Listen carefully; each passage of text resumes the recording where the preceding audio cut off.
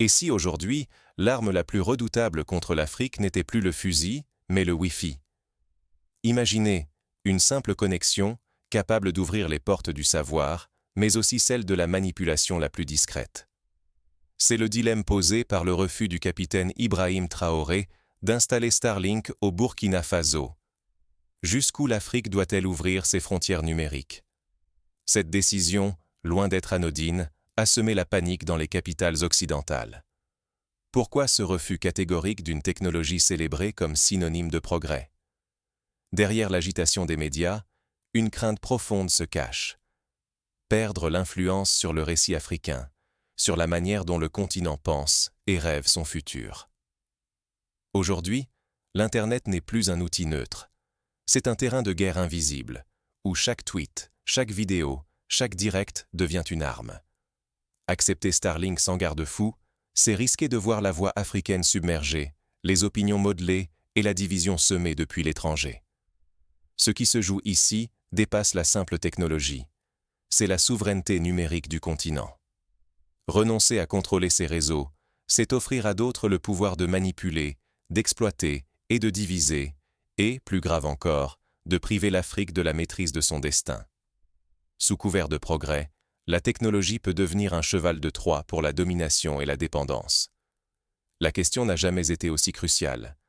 L'accès à l'Internet va-t-il vraiment libérer l'Afrique ou l'enchaîner autrement? Entre ouverture nécessaire et défense vitale de l'indépendance, le choix est complexe. En refusant Starlink, le Burkina Faso lance un message fort. L'Afrique veut écrire son histoire sans chaîne ni filtre venus d'ailleurs. Pour saisir la portée de ce choix, il faut revenir aux racines profondes de la fracture numérique et politique qui continue de déchirer le continent. Pour comprendre ce qui se joue vraiment derrière ce refus, il faut replonger dans l'histoire des connexions africaines et voir comment la technologie s'est toujours mêlée de politique. L'histoire africaine ne débute pas avec la technologie, mais aujourd'hui, celle-ci menace de la réécrire à sa façon. Pour saisir la portée du refus du capitaine Ibrahim Traoré vis-à-vis de Starlink, il faut remonter à plus d'un siècle. À la fin du XIXe siècle, lors de la conférence de Berlin, des frontières artificielles sont tracées, sans consulter un seul peuple africain. Des royaumes sont morcelés, des familles déchirées, l'Afrique découpée selon les intérêts européens, jamais selon les réalités de ses habitants. Prenons l'exemple du partage des territoires entre la France, la Grande-Bretagne, l'Allemagne et le Portugal. Des lignes arbitraires sur une carte ont séparé des peuples qui partageaient la même langue, la même culture, la même histoire depuis des siècles. Aujourd'hui encore, ces cicatrices géopolitiques sont visibles. Conflits communautaires, guerres frontalières, rivalités internes. Des décennies plus tard, l'Occident impose, sous prétexte de modernité, la démocratie multipartite. Sur le papier, c'est la promesse de la liberté. Mais sur le terrain, c'est une nouvelle division. Les élections deviennent des arènes où s'affrontent des partis rivaux, souvent encouragés ou financés par l'extérieur. Ce modèle importé, loin de pacifier, ravive les fractures internes et fragilise l'unité nationale. Voyez ce qui s'est passé au Congo dans les années 60. À peine l'indépendance acquise, le pays sombre dans la crise politique, attisé par la rivalité entre leaders soutenus par des puissances étrangères. Le résultat? Des décennies de conflits, d'instabilité et d'ingérence continue. À chaque époque, une nouvelle vague technologique déferle. Télégraphe, radio, chaînes de télévision étrangères, puis Internet à haut débit. Mais derrière chaque outil se glisse une intention. Surveiller, orienter, contrôler. Les puissances qui jadis découpèrent des frontières cherchent aujourd'hui à délimiter le débat public, sélectionner les informations qui circulent, imposer leur récit par le numérique. Rappelons-nous de la radio 1000 collines, au Rwanda, qui a joué un rôle tragique dans la manipulation des masses lors du génocide. Aujourd'hui, les réseaux sociaux amplifient ce phénomène à une échelle jamais vue. Une fake news lancée à Paris ou à Londres peut embraser une région entière en moins d'une journée. Ce cycle se répète inlassablement. Chaque fois que l'Afrique croit maîtriser le progrès, elle découvre que les fils sont tirés ailleurs. Oublier cette histoire, c'est risquer de subir une nouvelle domination, cette fois par la data, les algorithmes et l'intelligence artificielle. L'enjeu n'est plus seulement territorial ou politique. Il devient informationnel, vital pour la souveraineté africaine. La vraie bataille ne se joue plus seulement sur les cartes ou dans les urnes. Elle se joue sur la maîtrise de l'information, cœur de la liberté et du pouvoir de décision. Prenons l'exemple de Cambridge Analytica, qui a influencé des élections sur plusieurs continents grâce à l'exploitation massive de données personnelles. Imaginez maintenant un tel pouvoir entre les mains d'acteurs étrangers capables de cibler, manipuler et orienter les choix de millions de citoyens africains à distance. Face à cette menace invisible, certains dirigeants africains décident de rompre le cycle. Ibrahim Traoré fait un choix lourd de conséquences, qui inquiète autant qu'il inspire. Contrôler la connexion, c'est contrôler la pensée. Voilà le visage caché du numérique en Afrique. À première vue, des technologies comme Starlink apparaissent comme des sauveurs. Elles promettent d'apporter Internet jusque dans les villages les plus isolés, vantant progrès, éducation et ouverture sur le monde. Pourtant, derrière cette façade séduisante, se dissimule un nouveau cheval de Troie. Chaque connexion devient une faille où s'infiltrent ingérence, surveillance et manipulation étrangère. Pour illustrer ce danger, regardons le cas du Zimbabwe en 2020. Lors des manifestations contre la hausse des prix, Internet a été coupé sur ordre du gouvernement, mais certains outils étrangers ont continué à fonctionner, permettant à des groupes extérieurs de coordonner des actions clandestines, parfois violentes, sans contrôle local. La souveraineté numérique, c'est aussi la capacité de décider qui a accès, quand et comment. Il ne s'agit plus simplement de câbles ou de satellites. Ce sont des mains invisibles qui modèlent les opinions, attisent les divisions et espionnent chaque échange. Les réseaux sociaux, contrôlés par des géants occidentaux, se transforment en champs de bataille virtuels. Ici, la désinformation circule à la vitesse de l'éclair, la propagande se glisse dans les esprits, et les révoltes soudaines peuvent être orchestrées depuis l'extérieur. Un simple message, une vidéo virale, et tout un peuple s'enflamme. Mais qui tire vraiment les ficelles? Souvent, ce sont des intérêts étrangers, habillés de discours sur la liberté et la démocratie. Prenons l'exemple du printemps arabe. Si la mobilisation via Facebook et Twitter a permis à des millions de citoyens de réclamer plus de justice, ces mêmes plateformes ont aussi servi de relais à des puissances étrangères pour influencer le cours des événements. Les conséquences ont été parfois dramatiques, comme en Libye, où l'effondrement de l'État a ouvert la voie au chaos et à des années de guerre civile. On martèle que la démocratie numérique, la liberté d'expression et le progrès sont les clés du bonheur collectif. Mais qui profite vraiment de ces soi-disant avancées? Derrière les grands discours, l'Afrique est trop souvent un terrain d'expérimentation pour des stratégies économiques et politiques occidentales, où l'instabilité devient une arme et le chaos un avantage. Accepter un Internet dont les clés sont détenues à l'étranger, c'est abandonner à d'autres le pouvoir d'écrire notre histoire, d'influencer nos réactions et de diviser nos sociétés. La souveraineté ne se limite plus aux frontières visibles. Elle se joue désormais en ligne, dans la maîtrise des plateformes, la protection des données et le contrôle du récit collectif. Laisser des puissances étrangères piloter notre espace numérique, c'est risquer bien plus que la perte de quelques connexions. C'est sacrifier notre stabilité, notre unité et la possibilité de choisir librement notre avenir. Celui qui contrôle la connexion dicte, en silence, la pensée collective. Mais face à cette menace invisible, une prise de conscience naît. Des voix africaines, des leaders et citoyens refusent de céder leurs clés numériques. Ils s'organisent, résistent et inventent de nouvelles voies pour protéger la souveraineté africaine. Le refus de Starlink par le capitaine Traoré incarne cette résistance. Ce n'est pas un simple geste technique, c'est un signal fort d'émancipation numérique. L'Afrique numérique, nouvelle colonie ou continent maître de son destin? Cette interrogation n'a jamais été aussi brûlante. À l'heure où câbles, satellites et réseaux sociaux se mutent en armes silencieuses, le choix est clair. Renaissance ou répétition du passé colonial, version connectée. Aujourd'hui, une jeunesse lucide s'éveille. Dans chaque capitale, sur chaque campus, des millions d'Africains décodent les mécanismes sournois de la manipulation numérique. Ils voient comment les plateformes, les médias étrangers, les réseaux sociaux cherchent à façonner leurs opinions, à attiser les divisions, à présenter la dépendance technologique comme un progrès inévitable. Dans des universités comme celle de Dakar, des clubs se forment pour analyser l'impact des fake news sur la société. À Lagos, des startups émergent pour créer des alternatives locales à WhatsApp et Facebook, s'appuyant sur des serveurs hébergés sur le continent africain. Ce mouvement de fond témoigne d'une vraie volonté d'indépendance. Mais cette génération refuse d'être la proie d'une nouvelle colonisation. Elle aspire à une renaissance politique et numérique. Elle exige des infrastructures africaines, des médias indépendants, des politiques éducatives qui ne reflètent plus les injonctions venues d'ailleurs, mais les réalités du continent, pour promouvoir un futur souverain. Des figures comme Ibrahim Traoré au Burkina Faso, Julius Malema en Afrique du Sud ou Assimi Goïta au Mali incarnent cette résistance. Leurs choix, souvent contestés par l'Occident, sont portés par une exigence de souveraineté et d'autodétermination qui résonne dans le cœur de peuples entiers.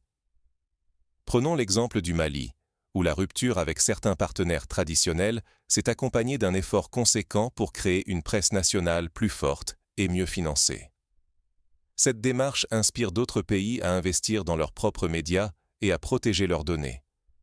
Car derrière chaque promesse de connectivité gratuite, chaque offre d'accès à l'intelligence artificielle, se cache une menace, celle de voir les données africaines, les récits nationaux, les débats politiques captés et exploités de l'extérieur.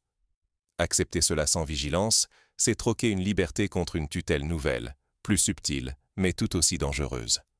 L'Afrique se tient à la croisée des chemins. Premier scénario, subir encore un siècle d'exploitation numérique, de division orchestrée par des algorithmes conçus hors du continent. Second scénario, inventer ses propres solutions, bâtir des réseaux souverains, investir dans la formation, miser sur les logiciels ouverts, créer des plateformes africaines pour raconter ses histoires et défendre ses intérêts. Regardons l'exemple de la Chine, qui a bâti son propre écosystème numérique avec Baidu, WeChat et Alibaba, protégeant ainsi ses intérêts tout en contrôlant les flux d'informations. L'Afrique peut s'en inspirer, en adaptant ce modèle à ses propres réalités et en encourageant la naissance de champions technologiques locaux. Le risque est immense. Laisser passer cette chance, c'est s'exposer à 100 années supplémentaires d'ingérence, de crises fabriquées, de dépendance et de manipulation de masse. Mais le potentiel est tout aussi grand. Prendre en main l'Internet, c'est reprendre le contrôle de son destin, de ses ressources, c'est enfin écrire une histoire commune. La prise de conscience seule ne suffit plus. Elle doit se transformer en actes, en réformes, en alliances et en investissements, pour qu'à l'ère numérique, l'Afrique ne soit plus une colonie, mais le maître de son avenir. Un geste concret vient de marquer cette volonté de souveraineté numérique. Le refus du service Internet Starlink par le capitaine Ibrahim Traoré. Ce symbole fort ouvre une nouvelle ère de lutte pour le contrôle africain du récit numérique. L'avenir du continent se joue sur notre capacité à inventer nos propres réseaux, nos propres outils, nos propres récits. Refuser les solutions importées n'est pas un repli, mais un acte de lucidité vitale. Pourtant, comment l'Afrique peut-elle s'approprier la technologie sans tomber dans une nouvelle forme de dépendance? La première étape consiste à bâtir une infrastructure numérique souveraine et collective. Il s'agit d'investir, ensemble, dans des câbles, des serveurs, des satellites, qui appartiennent réellement aux peuples africains. Car celui qui tient le réseau contrôle la voix, la mémoire et la sécurité du continent tout entier. Prenons exemple sur le projet du câble sous-marin Africa Coast to Europe, qui relie aujourd'hui plus de 20 pays africains. Ce type d'initiative, s'il reste contrôlé localement, peut garantir un accès indépendant aux données et protéger le continent contre les coupures ou les intrusions extérieures. Ensuite, l'éducation doit devenir notre première ligne de défense. Il ne suffit plus d'apprendre à lire ou à écrire. Il faut apprendre à interroger, à décoder, à comprendre les flux numériques. Chaque génération, de l'enfant au sage, doit savoir distinguer le vrai du mensonge, le local de l'étranger masqué. C'est ainsi que nous pourrons reprendre la main sur nos histoires et nos choix. À l'école, des programmes d'éducation aux médias doivent être introduits dès le plus jeune âge. À Abidjan, Certains lycées testent déjà des ateliers sur la vérification des sources et la résistance à la manipulation en ligne. C'est un modèle à généraliser sur tout le continent. Il est urgent aussi de rompre les réflexes d'attente et de dépendance. Arrêtons de croire que le salut viendra toujours de l'extérieur. Valorisons nos innovateurs, soutenons nos entrepreneurs, faisons briller les réussites africaines dans la technologie et le numérique. L'unité africaine ne doit pas rester un slogan, mais devenir un moteur pour créer des solutions sur mesure, adaptées à nos réalités et à nos besoins. En Éthiopie, la start-up Gebeya forme déjà des milliers de développeurs locaux, qui créent des applications pensées pour les réalités africaines. Au Rwanda, le gouvernement a misé sur la blockchain pour sécuriser les terres agricoles et les transactions. Ces exemples montrent que l'innovation africaine n'est pas un rêve, mais une réalité en marche. Enfin, exigeons la libre circulation non seulement des biens, mais aussi des idées et des personnes à travers le continent. Un espace où les frontières s'effacent pour la connaissance et la solidarité est un espace qui se renforce face à tous les prédateurs, visibles ou invisibles. L'Union africaine pourrait, par exemple, lancer un programme panafricain d'échange entre jeunes innovateurs pour encourager la création de start-up régionales et renforcer la solidarité numérique. Cela permettrait de mutualiser les ressources et de bâtir une véritable force collective. Le risque est immense. Sans appropriation technologique, l'Afrique restera vulnérable face aux nouveaux prédateurs, même sans fusil ni canon. Ce n'est pas sur la vitesse des connexions que se jouera la vraie bataille, mais sur l'identité, la cohésion et la capacité à écrire notre avenir ensemble. La décision appartient désormais à la communauté. Le dernier mot reviendra à ceux qui auront le courage d'agir. Mais l'histoire ne s'arrête pas là, car chaque choix, chaque résistance prépare déjà le prochain affrontement. L'heure est venue de briser le silence. Que ferez-vous de votre connexion, maintenant que tout se joue? Ce choix engage bien plus que la technique. Décider qui contrôle l'Internet africain, c'est choisir qui écrit nos histoires, qui détient la vérité, qui dessine le futur du continent. Le refus du capitaine Ibrahim Traoré n'est pas qu'un simple non à Starlink. C'est un signal d'alarme, le cri d'un peuple qui refuse de laisser des mains étrangères dicter ses lois sous couvert de progrès. Garder la maîtrise de nos réseaux, c'est défendre nos récits, notre unité, notre souveraineté. Remettre ce pouvoir à d'autres, c'est leur donner le droit de nous diviser, de nous effacer, de réécrire ce que nous sommes. Imaginez une Afrique où chaque citoyen, chaque idée circule sans entrave, où aucune censure, aucune manipulation étrangère ne vient distordre nos débats. Une connexion indépendante, c'est la liberté d'organiser, de débattre, de bâtir ensemble, sans craindre l'œil invisible de puissances lointaines. Fermer les yeux sur ces enjeux, c'est laisser d'autres écrire pour nous. C'est accepter que nos ressources, notre identité, nos enfants soient modelés par des algorithmes venus d'ailleurs, par des récits qui ne nous ressemblent pas. La liberté numérique n'est pas un privilège. Elle est vitale pour une Afrique forte, fière et respectée. Défendre notre connexion, c'est défendre notre dignité.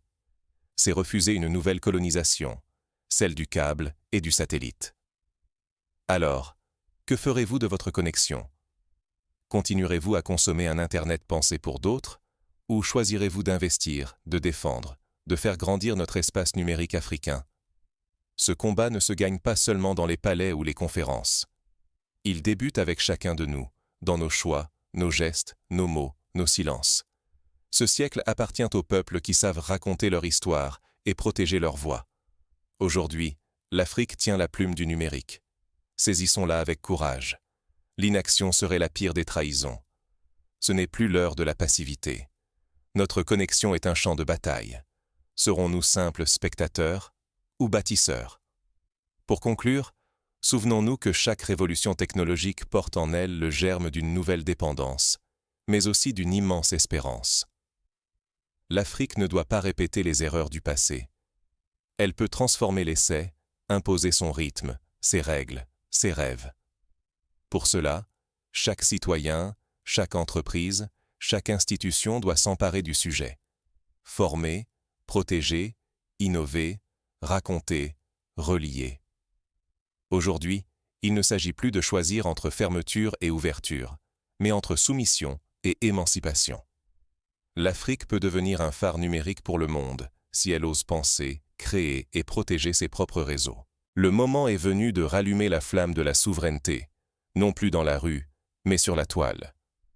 Car la question n'est pas de savoir si l'Afrique aura accès à l'Internet, mais de décider qui contrôlera cet accès, et dans quel but. Les choix faits aujourd'hui écriront les prochaines pages de notre histoire. Ne laissons pas d'autres tenir la plume. C'est à vous, à nous tous, d'agir. L'avenir numérique de l'Afrique commence ici, maintenant, avec ce geste simple. Reprendre le contrôle de notre connexion pour ne plus jamais laisser d'autres décider à notre place.